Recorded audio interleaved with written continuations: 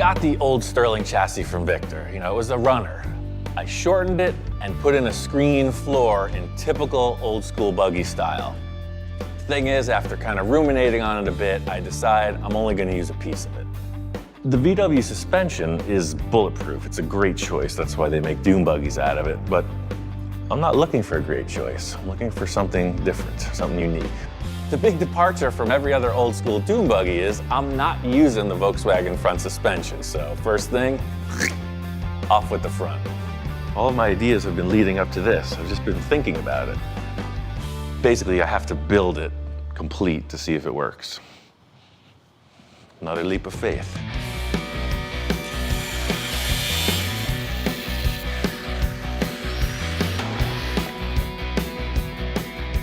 All right.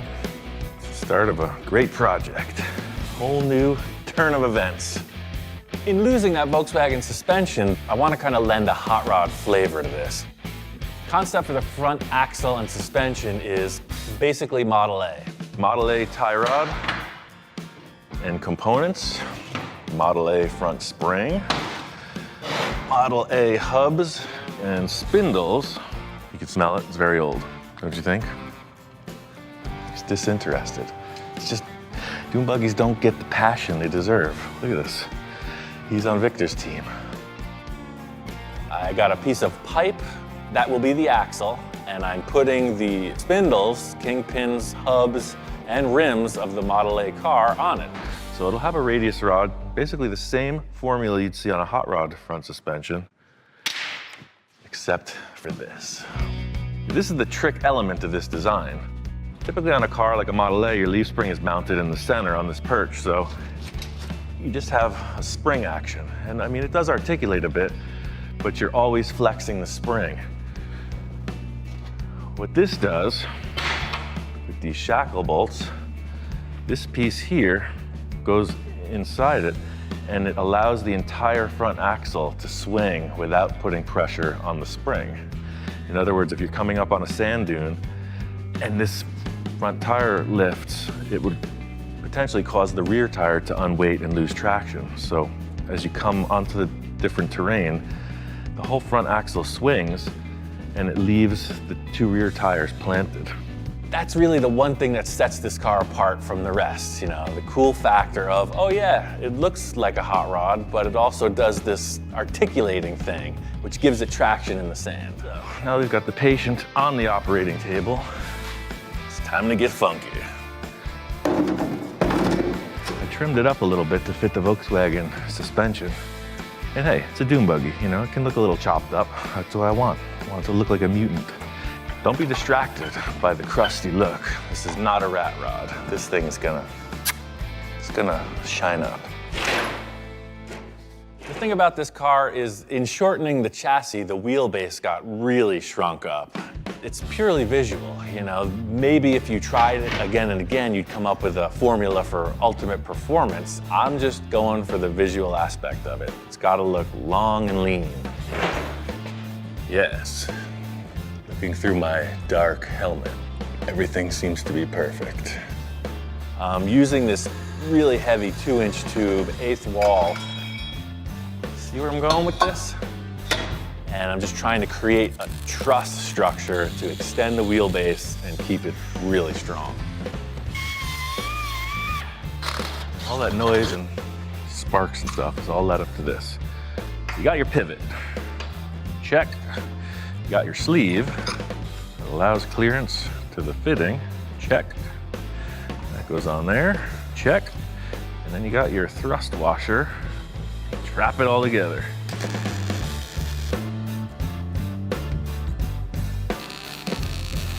I call this pivot a success. I mean, theoretically, this axle could swing 360. If it wasn't on the table, it could literally just go around the clock. Everything about the suspension looks great, but the one issue is I gotta figure out how to steer it. My mission today is to get this thing steering by a steering wheel and on 4 tires. This was one of the things I was looking forward to at this project. I mean, who has this kind of weird contraption welded to the front of their Volkswagen? Like everything in this car, there's nowhere to mount this box. I just made a quick plate with the bolt pattern. I'm gonna stick it on there and then weld something to it. Making mutants is all my business. I'm used to this kind of stuff, so merging a Volkswagen steering shaft with a golf cart steering box and a Model A suspension, no problemo. Cut, weld, assemble. Steering box is now part of the car. What do you think? Still skeptical. I'm making progress, whether you like it or not. This is the steering column and the wheel off the Sterling. So you can see it's got that old school, funky vibe. And this is gonna have to get put in here somehow. My goal with this entire project is it's a found object art piece. That truly is how these old school buggies were made. You know, I've been doing research, all these magazines and everything. Before there were kit cars, people actually made vehicles for the sand by hand. You got steering. You know, the wheel's way up, out of shape, but I'll be able to tailor this height-wise and distance from the seat back once I get some seats. I really want to put this on the ground. Test of this design is what happens when the wheels travel. There's going to be some feedback into the steering wheel for sure. I just don't know how much until I test it.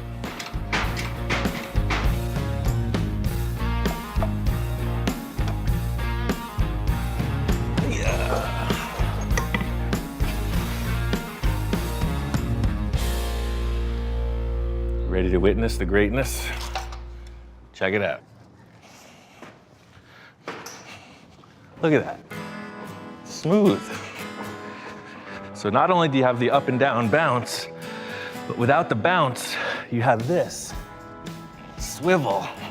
That's a lot of suspension travel. This is what I've been waiting to see. You know, I wanted to get these four wheels on the ground and see how it operates, so it is a small victory. So the idea here, and you see guys with Jeeps doing this all the time. So you got articulation in the suspension, but the two back tires are still planted flat. You know, even at that angle, it steers well, and that's the whole thing. You're cruising on a dune, your rear's not losing traction. This is exactly what I was hoping to achieve. That's the big satisfaction about this career I've chosen. It's taking all these mixed up ideas and getting to build them and try them out. And sometimes you actually succeed. It's pretty awesome. Yes, we need seats. I understand that's next. Starting to look the part. You know, there's a few other things I need for sure. I think it's time to get back on the hunt.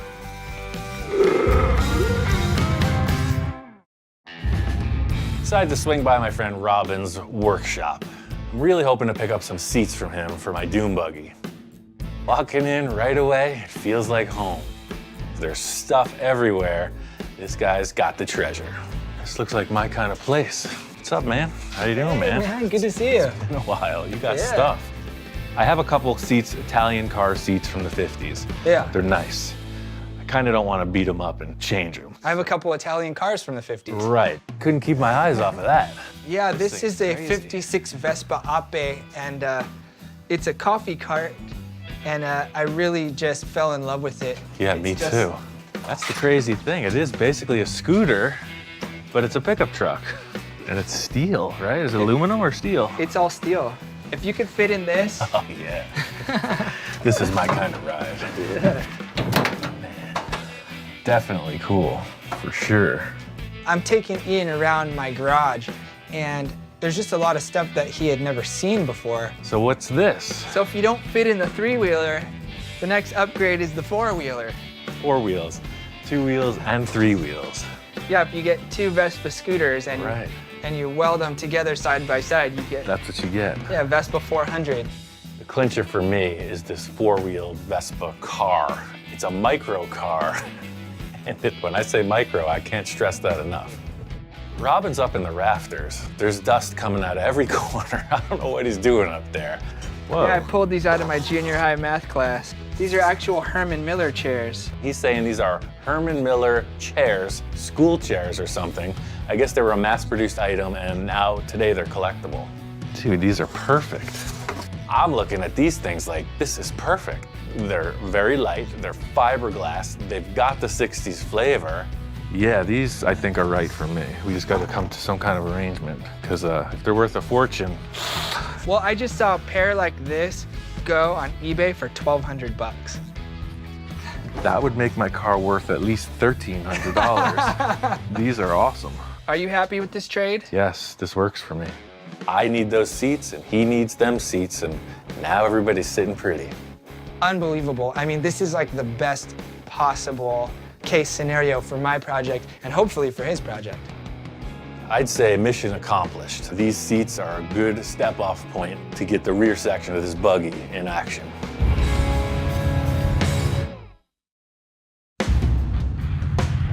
I got these seats back from Robin, and they are dune buggy seats, 100%. Not too shabby, huh? It's the weirdest thing, just like with Robin's car, the seats look one way, but then when we're in her car, it's the opposite. And this has the opposite effect. It makes this car look much bigger than it did. But the question is, do I fit?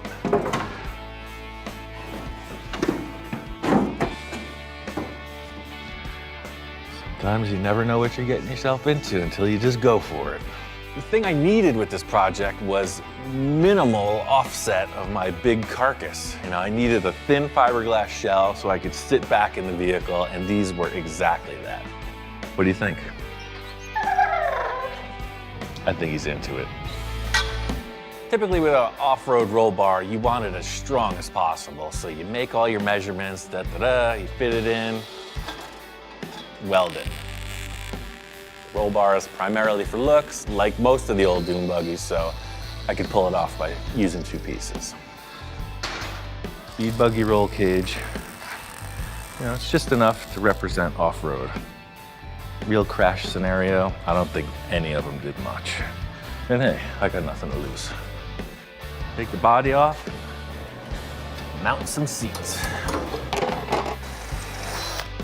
This is a small car, no doubt it. I just had to figure out where the steering wheel felt comfortable, so got them in there and shortened up the steering column to match me. So you got your roll bar for support, steering wheel, 1 seat. Perfect. Let's see. That's what this has all been leading up to.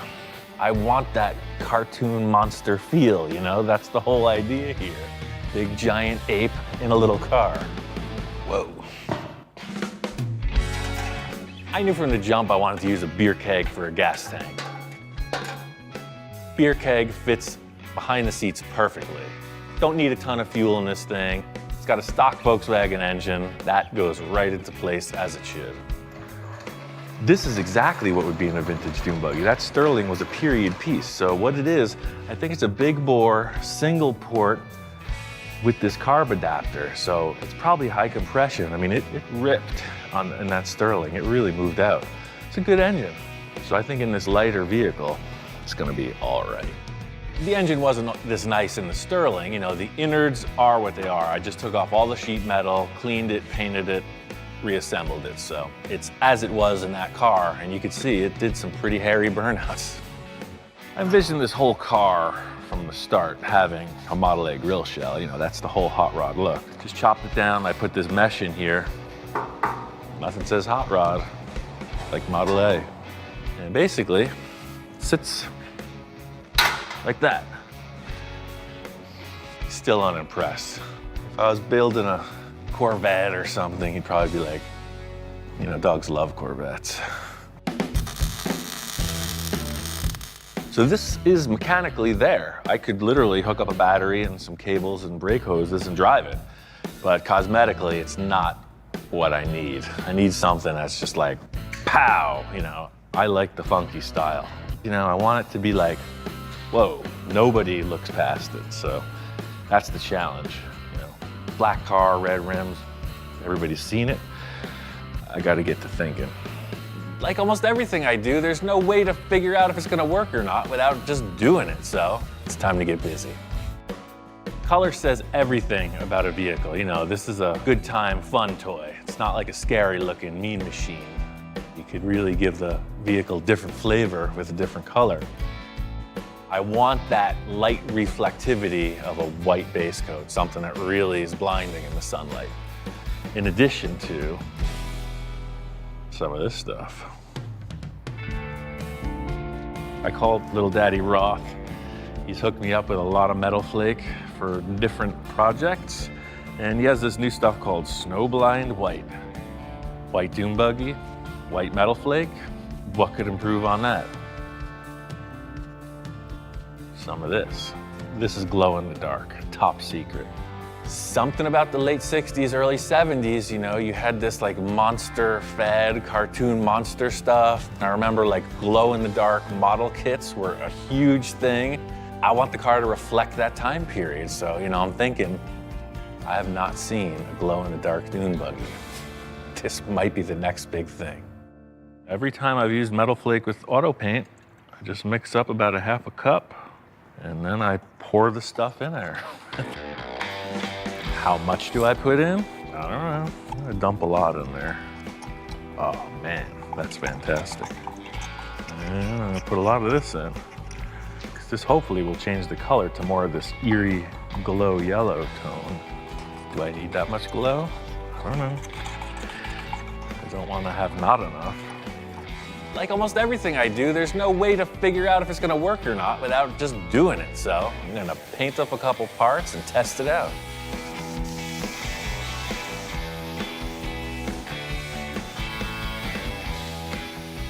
So it has the effects I was hoping for. You can see it's like a frosted effect, and I'm gonna bury all this in clear, of course. This is just the first application. The thing I wasn't sure of, but I'm very excited about, is the glow green. It's still white, but it has like this greenish aura coming off of it. My theory from the start was that it looks pretty mellow during the day, but at night, it's party time. The only way to test it is put that rim in the dark room and see if it worked. One thing I know is when I turn the lights off, that bottle of stuff glowed. But once you mix it with paint and put it on something, I just don't know if that is going to still happen. So this is the test. This is what it looks like in the daytime. And that's what it looks like at night. That is totally cool. It's a glowing Model A rim. It's exactly what I had hoped for. So I'm just thinking what I want white. And I know I definitely want that top ridge of the body and all those embossed lines to be white. So I'm gonna mask all that stuff off first. The whole thing is the majority of this car will be masked simply because it's gonna remain white. So what I'm doing here, I've decided it's gonna have two candy green pinstripes. This very thin white section here is a stripe, and this thick section here, so the center of these panels will be masked. So you'll have a heavy one with a nice round corner and like a tight little outline. Probably would be easy enough to just pinstripe this line, but I'm not a pinstriper, that's why I'm taping the heck out of it. So as long as the tape looks okay to your critical eye, I'm gonna spray this thing. I'm just gonna mix up some of this candy green I got from Eastwood. So looking at the value of this green, it's very green. I don't know what it's gonna look like on white. Well, wait a second, yes I do. So that's very thick for paint, for spray, but it's gonna be somewhere like that. One thing I know is that dune buggies sparkle. I'm gonna use this Little Daddy Roth metal flake all over the car. The green's a nice color, but I think with a little action in it, it's gonna be even better. There it is. That's what I'm looking for. The thing about this is once you spray it, it's a lot of work to go backwards, you know? Especially putting a pigment over white, you'd have to sand the thing back and start over, so you don't know what it looks like until you pull off the masking paper. The thing I'm trying to do with this is like keep it lighthearted, you know? It's not like a badass, nasty hot rod. It's a beach buggy. Sunny day at the beach, you know? What looks cool? What looks like a fun thing to do? This car. The whole thing I was going for with this was like following the lines of the car. So like a vintage pinstripe would simply be around the contour of the body. And that's what you get. Double line, one fat, one skinny. Surprise, surprise, pulling this tape off, it's happening. You like it? Stepping back and looking at it, I really like the way it came out. I think it just needs one more thing. dune buggies sparkle. I had a Roadster pickup truck years ago, tried some gold, didn't work out. Round two, here we go. Tried this gold thing before and it hasn't worked out in my favor, so, you know, hopefully time heals all wounds, you know, I'm a little more mature now. This time I might be able to pull it off. It's the whole thing with the gold car, you know, here I am again with this gold flake and I'm just gonna dust it on the car until it looks right. The challenge here is to be subtle and less, you know, more Elvis, less Liberace.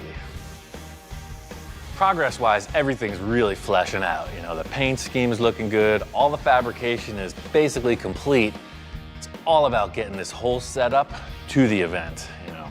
Building's fun, cruising this thing's gonna be even cooler. Number one about the car is first impression, right? It's got that cartoon, old school hot rod vibe. The paddle tires take it to the next level. You know, I got to think pinstriped, it's looking good, it's all polished out. I met up with Court. He's the main guy that runs this event. People are really excited about seeing this car. You did a fantastic job. Adding the body to it just makes this so unique. It just has this unique, complete retro vibe with this kind of hot rod thing thrown on it, and it's a really cool buggy. Can you tell me just a little bit about this paint? Because it looks, at first you think it's been out in the sand. Right? That was the idea. Court was really responding to the paint job. You know, I had my idea of what it was gonna look like, but him coming in, you know, fresh to it, he's like, this almost looks like the sparkling sands of a beach. It's like a white flake, and then I used a gold flake. So when you're looking at it, it looks like the beach. It does, it totally does. I saw his car years ago and was so inspired by it. That was the basis for me for creating this pan buggy in that style. When you get up next to it, you know, you can feel the history. You see the way his car is set up with the Model T steering and all the 60s vibe in the build characteristics. So this is my dad's car. He was the original owner. It was built in 1967, 68, so it's a 50-year-old car. The original roll bar were stainless steel swimming pool handrails. Awesome. Okay. When I heard that story, I was like, primo. That's where I'm coming from. All these buggies from the 50s and 60s were home built, much like you did, right? With all old parts. Yeah. I saw your car in Hot VW's magazine years ago, and I wanted to build something styled after your front suspension. Yeah, how did the front suspension work out for you? It works great.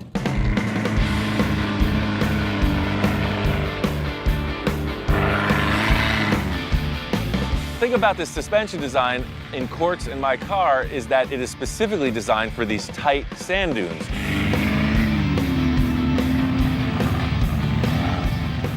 The only way I can describe this place is like a skate park for cars. If you see any skateboarders on TV in a big concrete jungle, that's what this is, but it's a sand skate park for cars. I've been to the sand dunes before with different cars, but I've never experienced the authentic old school buggy ride. You have sand in your teeth. I should have brought goggles. The car's ripping it though. It's a wild ride. I'm having a great time. This is one thing I've always wanted to do. I mean, it's very satisfying. I've had a couple other buggies, but this one exceeds the thrill factor of the others. It's totally cool.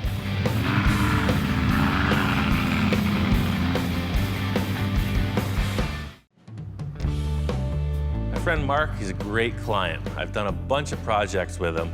The last project Mark brought down was a Henry J. He says he's got something newer and wilder than anything we've tried so far. You know, I'm very fortunate to be one of Ian's clientele. I like Ian just to let his creativity take over the project, because however radical it becomes, the better it is. Love your weather down here, man. This is gorgeous. Came down from Canada and he's into the wild stuff. Definitely not into the restoration aspect of things, and that's right up my alley. I can show you this before we actually show you the project to be. Originally, this whole idea came about by a drawing, and he's the only one that I can think of that could actually pull this one off. He said it was a Volkswagen. It's a Volkswagen. Shows me this drawing of this pretty wild cartoon hot rod. I'm all on board. So it's like a front engine Volkswagen bus hot rod thing. Just like the Ed Roth monster cars, this is right in that vein. It's just a new style on it. And I think pushing it forward is always really cool. So I was excited to see what Mark had in the trailer. This isn't like the last thing I brought you. Okay. It's in a little more disrepair. It's a mighty short Volkswagen you got there. It was not what I expected.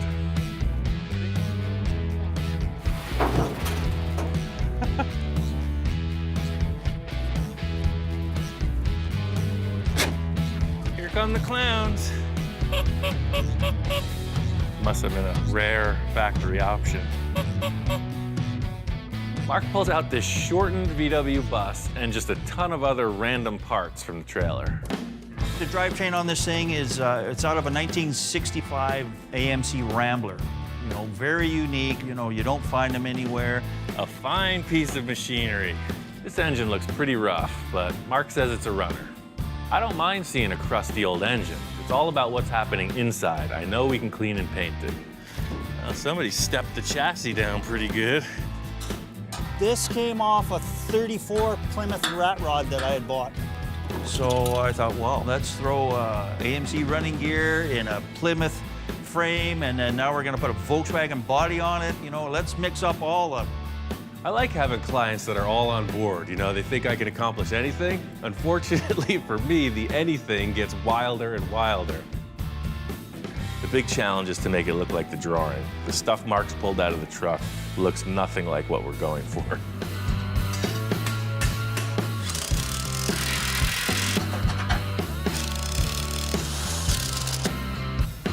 All right, so that's a roller. I was really looking forward to just doing the creative, aesthetic portion of this build. After the situation with the chassis revealed itself, it's like I gotta start from scratch. I'm gonna cut this chassis up, man. It's the only way around it. So we're on to plan B. The frame is bent. My idea is to use the existing components in the chassis, fit them up around this engine in a proportion that looks most like the drawing. Mark says this engine has been sitting for a while, and the typical statement of, ran great when it was parked. Turns over, it's not seized. I'll clean this engine up later. I want to get it in place and mock the whole car up around this engine. I learned this technique when I was 5 years old, playing blocks in the living room. It's the same process. I got an A+ on that course, by the way.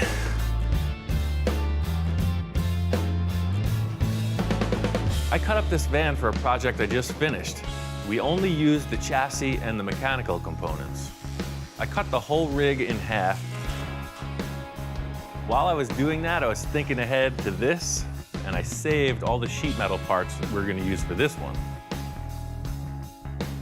So I'm just down to pieces of sheet metal, which is a great starting point. I don't know how much of it I'm gonna use, and that's why I gotta mock it up. So according to our schematic, there's a large hole burrowed straight through the center of the donor vehicle, and then is inserted up to the valve covers on the engine. Let's try that. I'm always really excited about a project for the first few days because that's when all the inspired stuff happens. The fun part is just the possibilities of it. You know, at this point, it's just a blank canvas, and I can go in any direction I want. That's really the spice of the whole project, is figuring out what you're gonna do.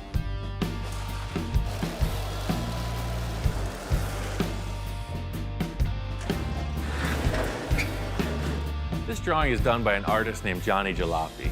He does a lot of really far out car illustrations that exaggerate reality. So my challenge is to take these proportions and the flavor of his drawing and transfer it into three-dimensional steel. The whole thing in starting off is just getting the parts physically on the floor, see what their dimensions are. I have a feeling this project is going to be all about proportion, and there's nothing resembling typical car proportions that I could see so far. See, already we're off. See, this is showing a short wheelbase, the tire intersecting the corner of that door. So you can see the tire should be as tall as that handle and come way forward. Mark brought this set of white wall tires. A tall, skinny white wall would be the best option, and they're just really hard to find. Mark has these two, and I'm gonna try to make them work. What I'm trying to do is make this tire look as big as possible. And the only way I'm gonna get that is making that body smaller.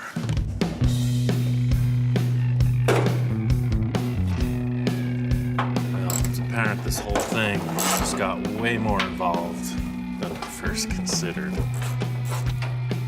By looking at the drawing, I can tell that the nose doesn't look anything like it. The doors are way out of proportion. The A-pillars are wrong. The roof is wrong. So really all I'm seeing using as a starting point is like a bare skeleton. I'm gonna cut it long ways, short ways, sideways, up ways, and down ways.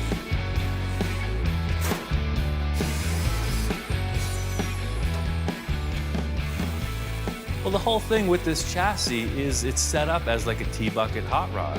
You know, it's a short wheelbase, big engine, big tires. That's the look. My challenge is to take this utility vehicle and somehow morph it into this cool hot rod shape.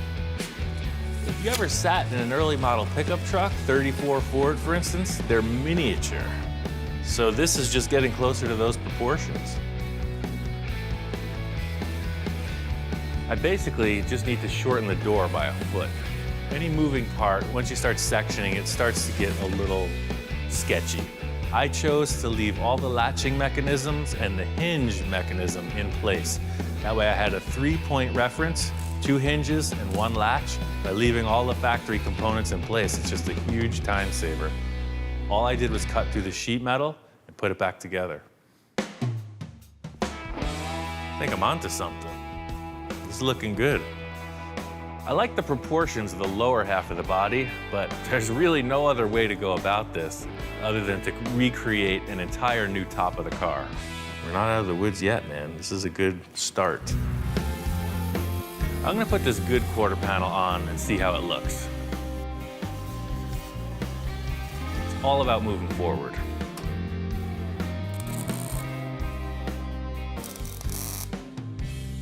You can take that to the bank. I'm looking at that, and I'm looking at that, and I'm very happy with it. His picture shows the bed being a little bit bigger, but I think this nails it. The shorter bed makes the wheel look bigger, and that's a win. All right, so today's adventure, that does not look like that, so I'm going to make it. How's that sound? The drawing shows an earlier split window. We've got a later bay window bus. I want to make this look just like the drawing, so I have to build a whole new windshield frame and dashboard. I just took 2 pieces of sheet metal, put them in the brake, and created this flange that the window glass will attach to via a rubber gasket.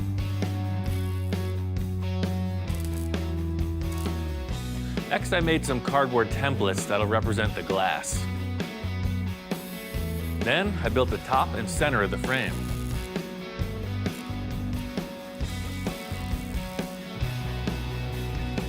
The roof on the drawing is a super unique shape, and I'm trying to figure out how to make that happen. When I was at the VW car show, I was looking at a bug roof from the back, and it just gave me an idea. I have one of these domes, and it's just way more pronounced than the bus roof. If you really look at the Beetle, you'll see that towards the windshield it flattens out. It's the most curvy right above the back window. So I cut the rear portion of the roof off and stuck it on here backwards, and it worked perfect. What's not to like about that? That's it. See, his drawing has a really nose-down attitude. You don't even care. This is a breakthrough. This is a moment. The roof still needs a lot of work, but just to get this dome and put it in place is a big breakthrough. That's the proportion. I'm using this round tube to create the front of the visor on the roof, and this is going to represent a drip rail all the way around the perimeter. Just slapping a piece of sheet metal on looks pretty loose, ragged, so this gives the sheet metal a definite formed edge. No sharp metal, nice rounded edge, and it's strong. Now that I see this, I am genuinely impressed. It looks great. Pretty committed to replicating the drawing as close as possible, but in working with these metal shapes, I think it's given this windshield area an even cooler look.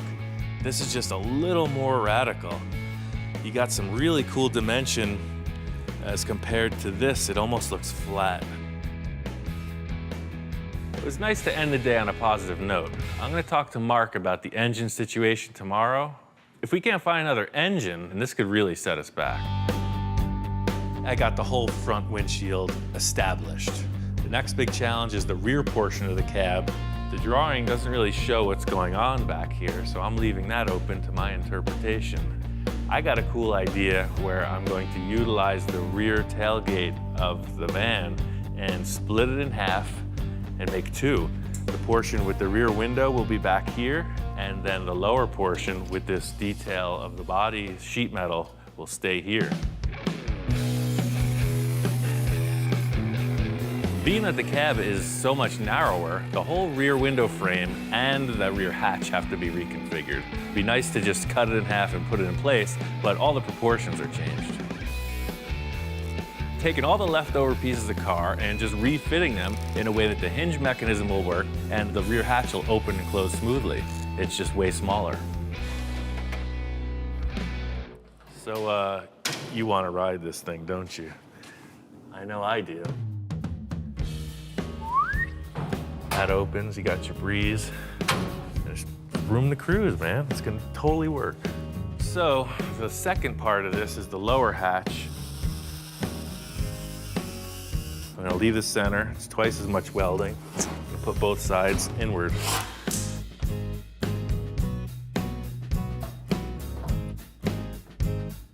This is gonna be a tough one to let go.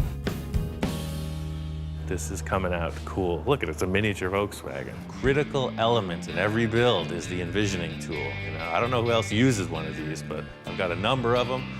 To get this roof right, I'm gonna have to just focus. So you see, anything could happen with this roof line. So if that's coming up like that, I got my two marks. Yeah, see, that's kind of baseball hat style right there. The whole purpose with this technique is to just see how the roof line is gonna flow out. With the original structure in place, it was gonna look like a big hunchback. What I'm trying to do is just take this curve and make it flow gracefully right into the visor over the windshield. The whole thing about this roof and my enjoyment of it, I guess you could say, is just that I'm trying to figure it out as I go along. No preconceptions, just letting the metal tell me where to go. Thought I was gonna use this piece of the old van roof, but it was it's a lot less of a radius than I had anticipated. See, they put this little ridge and then the roof really just flattened out. I need to carry that up all the way to here. I was gonna make one. So the rear portion of the roof is gonna be scratch built. I'm gonna use the slip roller, set it up with a curve, just kind of hand form it into shape and weld it on. Hey look, it's gonna work. So to tie together the whole rear of the roof, it was the same story as the front, just a piece of round tube, just made two corners and then a center section. Each time I join the tube, I'm putting a little sleeve inside. Just helps you line everything up, tack it in place, and just move around the perimeter of the roof. This roof's got to be symmetrical, so I'm just starting with the center portion to get that arch going over the top. The left and right quarters are going to have to be made independently. It's a really complex shape on each side, and keeping them symmetrical is the goal. This is like a giant puzzle, you know, and you don't realize what the puzzle looks like until the pieces are mostly into place, and you still got some loose holes to fill in. Sometimes my dyslexia comes into play pretty well.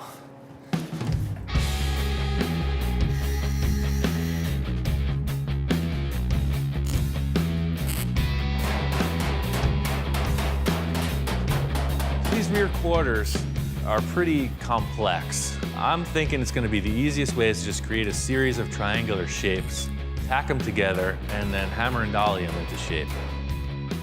So this metalwork looks pretty raw. It's got a lot of welds. That's just characteristic of this fast-paced work I'm doing.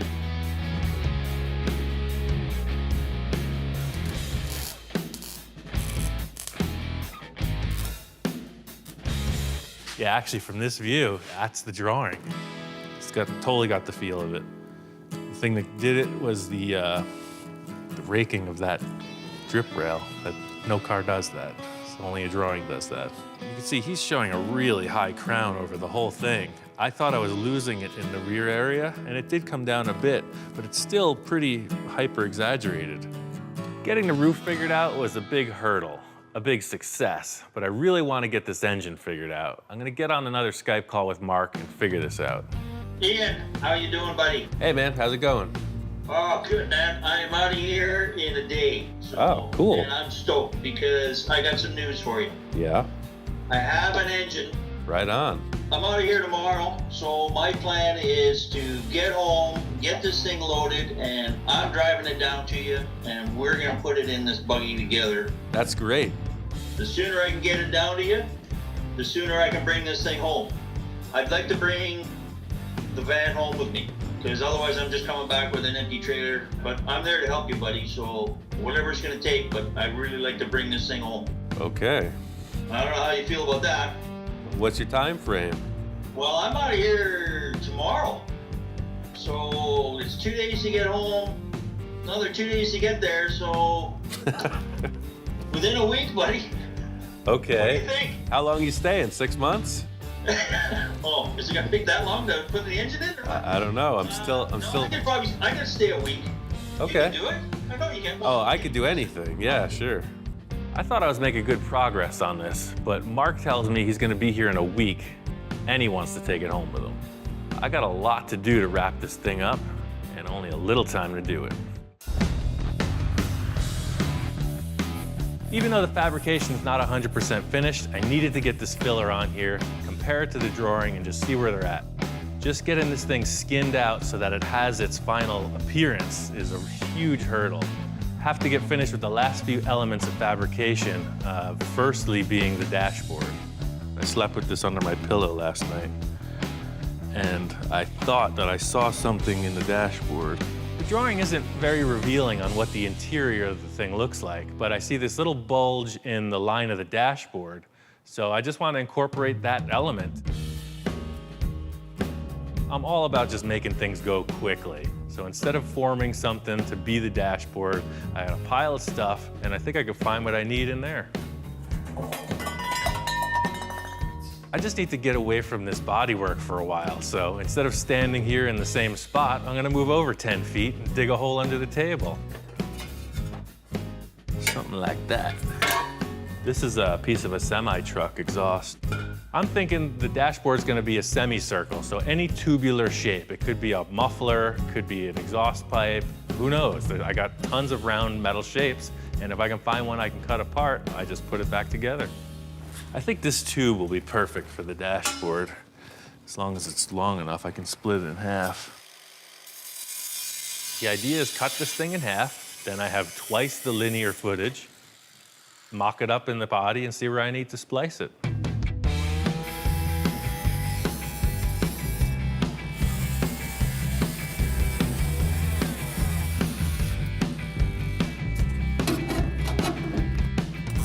The whole idea here is simplicity.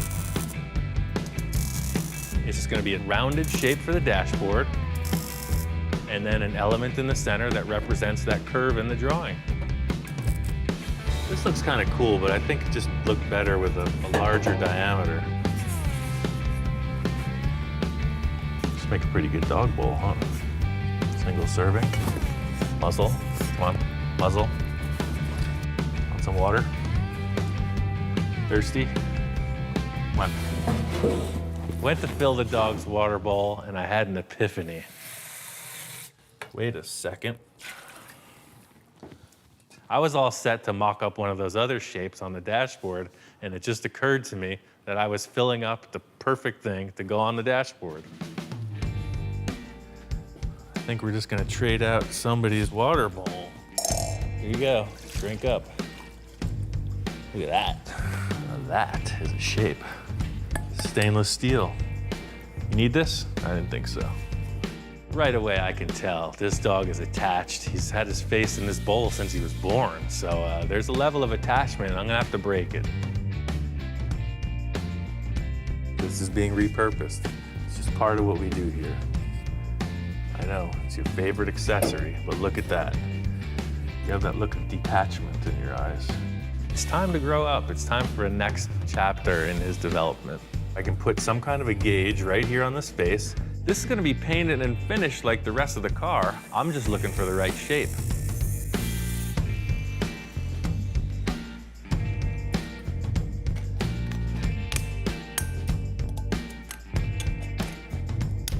Don't look so concerned, man. I'll get you another one. As soon as I put a weld on this thing, you know, the aroma was coming out. He could smell his saliva just roasting, and I could tell he knew something was up. You know, I'd have to taper him off, talk him down, but he came through all right. The dashboard is a really cool element, and I just wanted to look finished. I had these other little shapes that were for some water filter project. They're just little domes. I spliced them into the end of the dashboard, and it just finishes it off. Instead of seeing a rough sheet metal edge, it's a nice curved element. This is a pretty minor detail, but you need a dashboard. I need somewhere to put this set of gauges Mark gave me, and I want it to look like the drawing. Up to this point, I've been working from a line drawing, and that's really helped with the building of the structure of this. Johnny sends a color picture. He's got this really vibrant, kind of toy race car feel.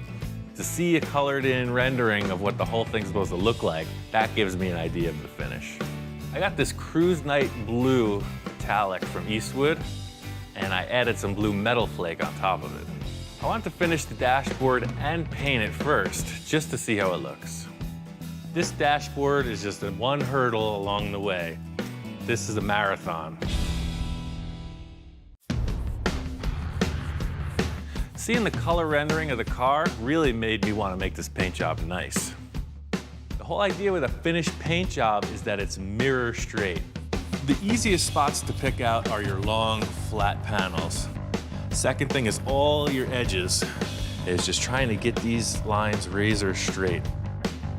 This portion of the process is really something that I've been fixated on because it takes the metalwork to the whole next level. You can do great metalwork and everything, but it's always gonna need this type of finish. The better metalwork you do, the less filler you're gonna need. I got this 3M Platinum Plus body filler, and it lays out like nothing I've ever used. It's totally smooth, there's no air bubbles in it, and it sands really easy. Once I got the bodywork done, I was ready to move on to paint it. In an effort to stay true to the drawing, I had a guy who does stickers scan this into his machine and cut them out on his vinyl sticker cutter thinger. The whole thing with this project is proportion. If I just stuck a generic number 5 on the side, it wouldn't look like the drawing. So just like the rest of it, I'm gonna try to tailor this graphic on the door so that it fits the proportion of the vehicle, and I think that's just gonna nail it. I'm gonna use this template and make a stencil to paint the graphic on the car. It's basically a 3-color design, so I need to mask it off for that.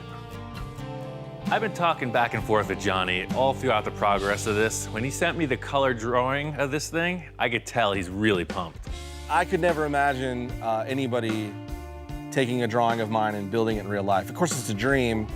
You know, those are the things you hear of the legends did that stuff. You know, the Ross, the Barris, you know, guys like that. Those are guys that took creation from a paper and made him a moving machine that turned into these entities on their own. When I first heard about it, one of my friends on Facebook had messaged me that he saw on Ian's page a post with a picture of my drawing saying, "You gotta give the people what they want." I sent Johnny a message, told him, hey, we're gonna build this thing. What do you think? And at that moment, I was like, really? Are you kidding me? Cheesy to say a dream come true kind of thing, but you know, it is, you know, that's. I'm glad that Johnny's on board. Super excited. It makes me really want to do this thing right, get all the details in order. With the metal work, you're creeping up on an end result, but the paint work, you don't realize it until you peel back the wrapper.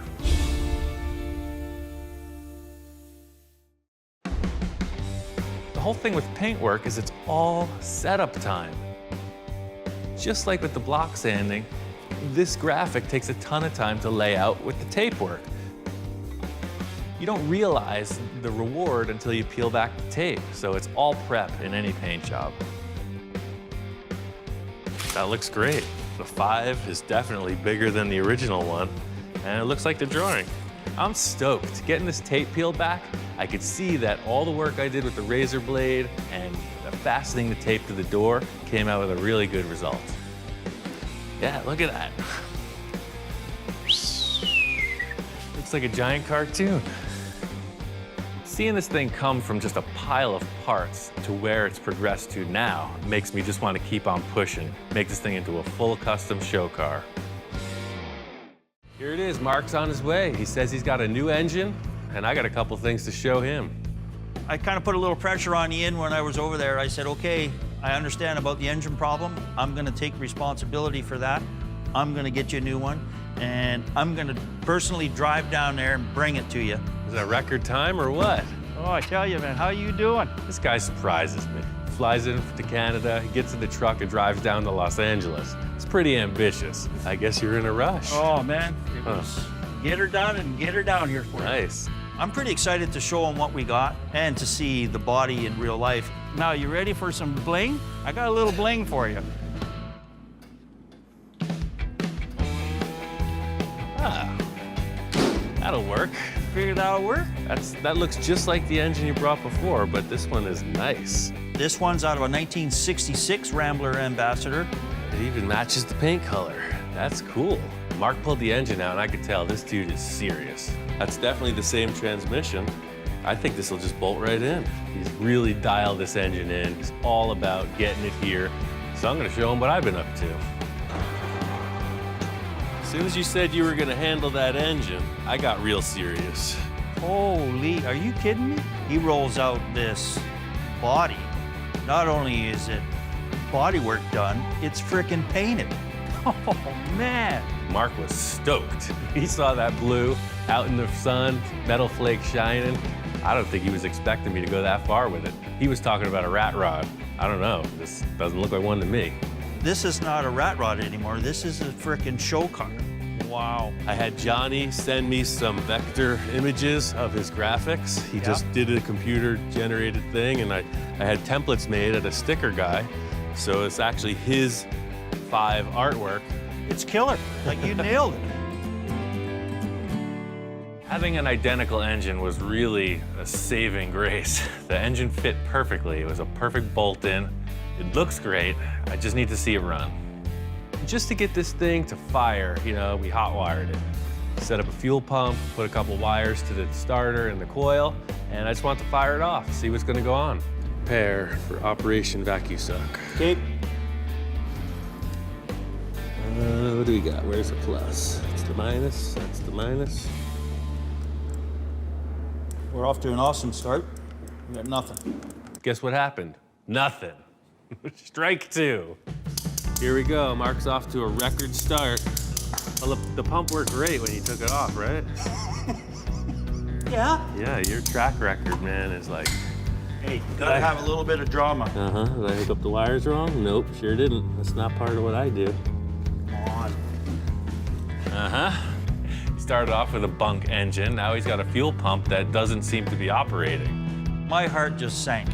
You know, okay, the fuel pump's not working. Ian's looking at me like, really? It's a typical simple thing, you know, those fuel pumps, when they sit around, they tend to not work again, and that was the case here. I'm gonna take care of you, don't worry.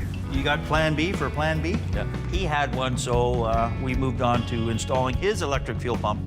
I know the suspense is really getting to you. You're on the edge. Is that tight? There's one last thing I'm gonna give you before we start. Here you go. That's how much faith I have. Now, this is a different coil too, so. Oh, But I do have the old original one. Oh, just one thing, just one other thing Just I one- have to mention besides the fuel pump. You ready? I'm ready. And this one day at band camp. I'm ready. What could possibly go wrong?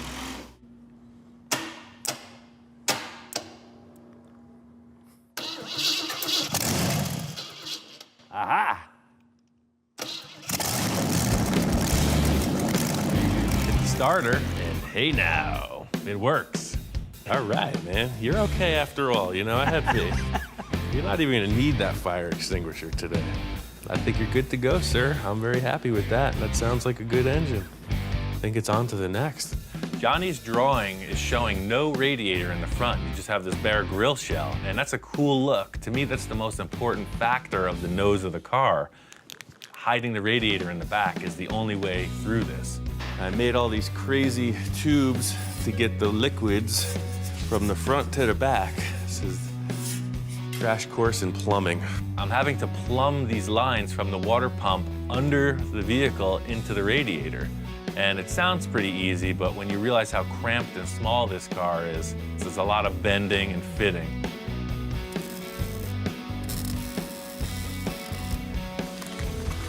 Mark's handling all the stuff I don't want to deal with. That can't be spoken any easier, simpler than that. The nice thing about Mark being here is he's going to handle all of these mechanical elements I don't have to deal with.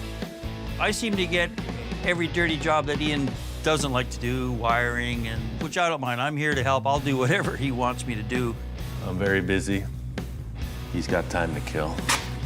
Even though for me this isn't the most thrilling part of the project, I want to make sure all the mechanics are dialed in before we put the body on. It's an issue of scratching the paint that I don't want to do.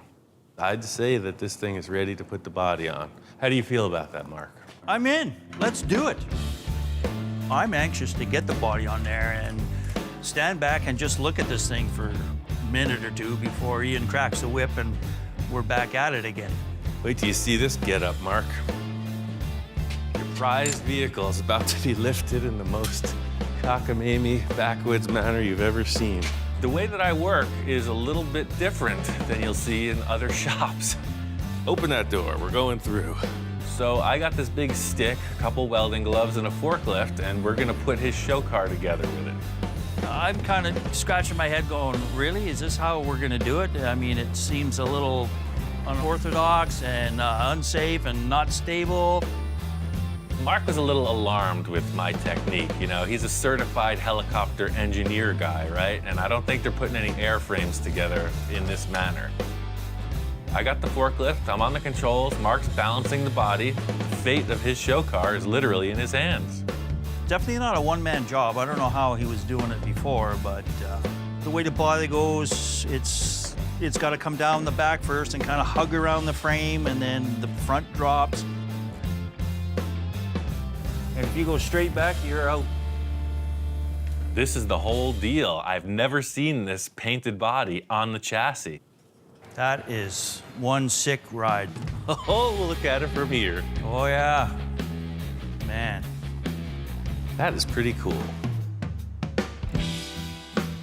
The goal today is to get these installed, have all the cosmetic parts ready for final assembly, and I gotta paint the headers. Once you see this in place, it just adds that factor that was missing. When you see the white coming out of the fender well, it's giving you the same feeling as the number 5 logo, the white on the roof. It just brings that color down low in the body. I worked on a couple other projects where there's this amazing glue. It's kind of like a crazy glue, and then it has an activator, so it's an instant cure. So it's pretty trick. You definitely don't want to get it on your fingers. So this will just get held in with 3 screws. There'll be one on the bottom here, and then these 2 tabs get welded to the frame. So it's just on little legs. Stands off 3 inches from the chassis.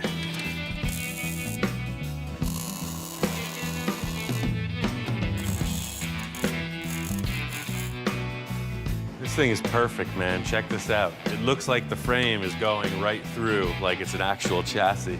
Look at that. Oh, wow. Can't believe you just whipped those up.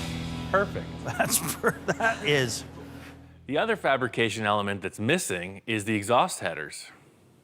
Couldn't find any headers to fit this strange engine as it is, and no need when you have Ian Roussel on the job. He just fabricates what he needs. I actually built these headers before the car was painted. Mark really liked them, so I explained exactly how it went down. I really liked the way the T-bucket style headers looked in the drawing, and I wanted to mimic them as close as possible. I used 1.5-inch round tube. The first step was just cutting the tubes and welding them to the flanges. Then I used the tubing bender to curve the tube and make it slope back towards the car. The real mark of the craftsman is how these pieces fit up, so just taking small cuts makes it happen. I used the plasma cutter to cut a hole in the main tube to get all the pipes to fit up and actually flow exhaust gas. The whole idea with this fit up is that once it's welded, it just looks clean. You don't see the welds. These things came out great. They look just like the drawing. I ground and sanded out all the welds and they're ready to paint. I got this ceramic coating that's specifically for exhausts from Eastwood that cures with the heat of the engine. I've used the spray can style high temp paint before, so I was expecting this to come out similar, but as soon as I started spraying it out of the gun, it coated amazingly. I think this is a really cool looking exhaust you fabricated here. This just ties everything together. I sent Johnny a picture of the car, and he says he's coming out from Florida to see it in person. The whole mission here was to make this look like Johnny's artwork. He's really itching to see it, so I want to get it driving by the time he gets here. All we got to do is finish the wiring, got a few more parts to install, we're ready to go. Remember this? That's what I sent you? A little bit different than when we got here. Wow. The story with the front grille is it's an actual Model T piece that Mark had. He got it at a swap meet, but it only sort of resembles the drawing. What I did was I shortened it up from the bottom, I put an interior structure in it, and then found this really cool mesh at Industrial Metal Supply, and bodyworked it, painted it up. I just gotta let you know that in aviation, the installation you've done on this bolt is incorrect. What? What are you talking It's supposed to be in the direction of flight. So, and when this thing starts to fly, it's gonna go that way. Well, I'm pretty well versed in space travel and mechanics of that nature, and none of that applies to where we're going. Okay, so we're just gonna do a little function check, see how good my wiring skills are, and see if we got fuel pump first. Sounds like we got fuel pump. Mark's really been working it out, you know. I know he's a perfectionist, so he gets the fuel pump in, got all the lines ran. As they say in helicopter world, clear. Hits the key, starter's cranking.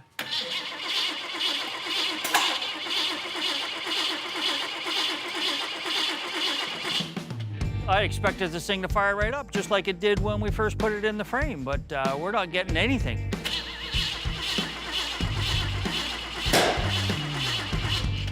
I say we got a firing order issue. Call a mechanic, fire him. Who wired this? Glad I'm not in his helicopter. Yeah. So we do the normal checks or whatever. We found some issues with the spark plug wires. This little center coil here has to be curled over, so it's making contact with the copper connector. I predict as soon as he gets these wires connected, it's gonna light right up. I just know it. If this don't work, I'm going home.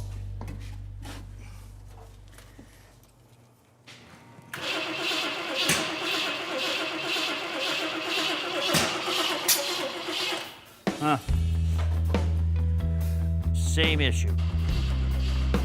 You know, you're heading to the goal line and all of a sudden, bam, you're stopped, you know, and it's frustrating. Oh, wait, whoa, whoa.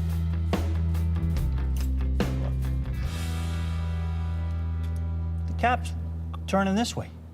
Counterclockwise? Yeah. Strike one, plug wires. Strike two, distributor rotation. What's going on? Umpire's getting feisty, man. He's almost calling the third strike and you're out. Am I? Good. I've always worked on Chevys all my life. So what did I do? I just put it on the way I've done it for 30 some odd years. And of course, this thing turns counterclockwise, not clockwise. I'm ready when you are again, Mr. Roussel. We gotta get this thing running. Of course, there's the pressure, there's the deadline. That's always the way it is. Do I need to say a little prayer? Maybe for myself?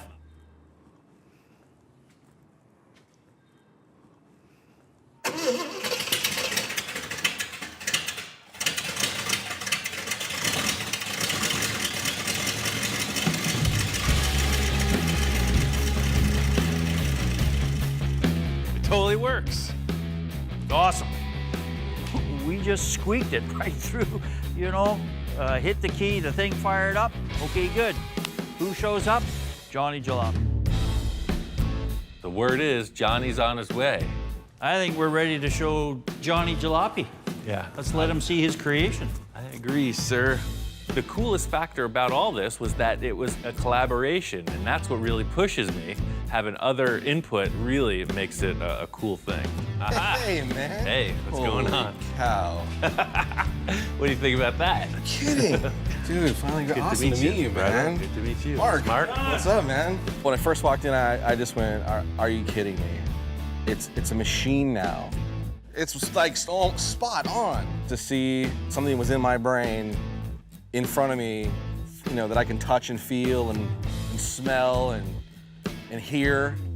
Undescribable feeling of just amazement. Yeah. That dash came out so good. Yeah, it's my dog's water bowl.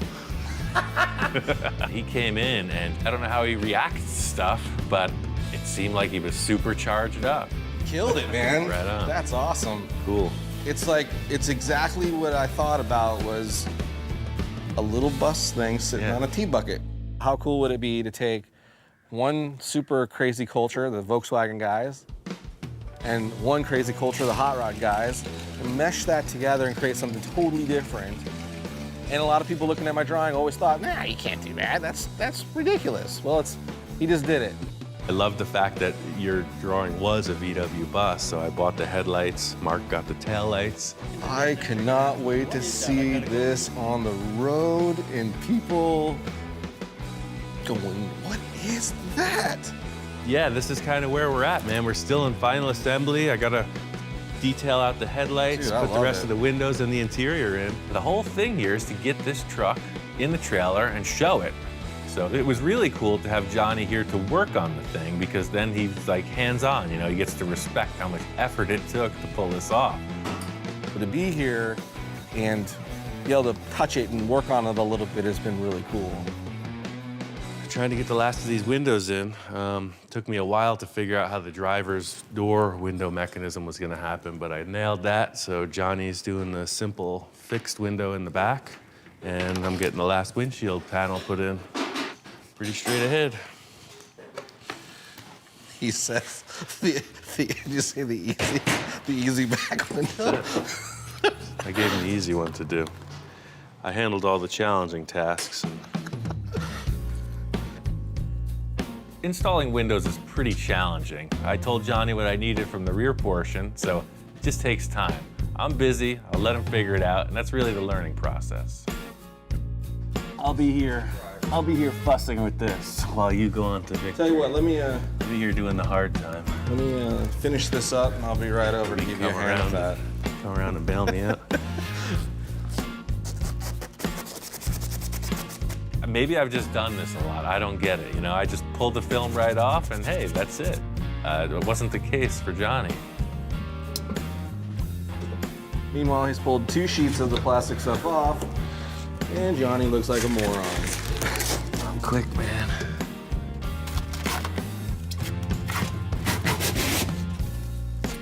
Seriously?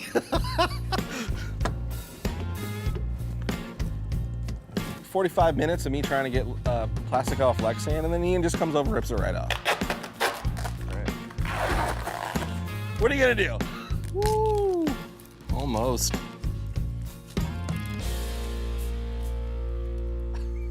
The last thing we needed was this upholstery. Hey, right on time. Yeah, here's the rest of the stuff. Perfect. Jack pushed this interior to the last minute. Johnny and Mark are gone. It's the night before the big show. I was up all night, worked my fingers to Yeah, the you bone. and me both, man. We'll get busy. Yes.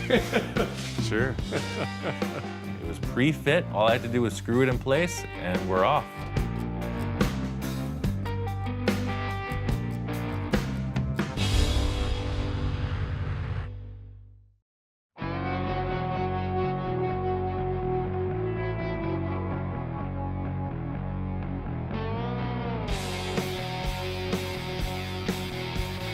This thing's wrapped.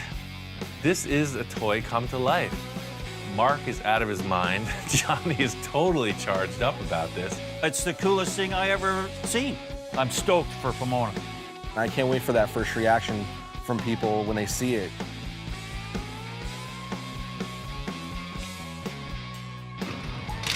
Up to this point, it's been a static piece. Johnny drew it, it's been sitting in the shop, but it's an actual car, it drives around.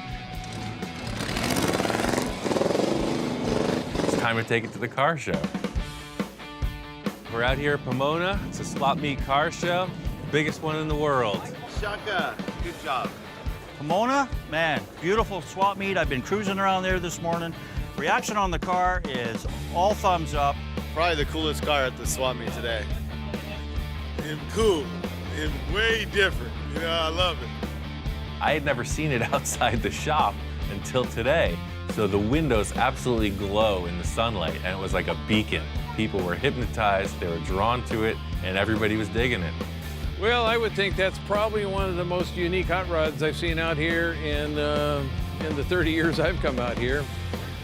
There's lots of different things out here, but that one's truly unique.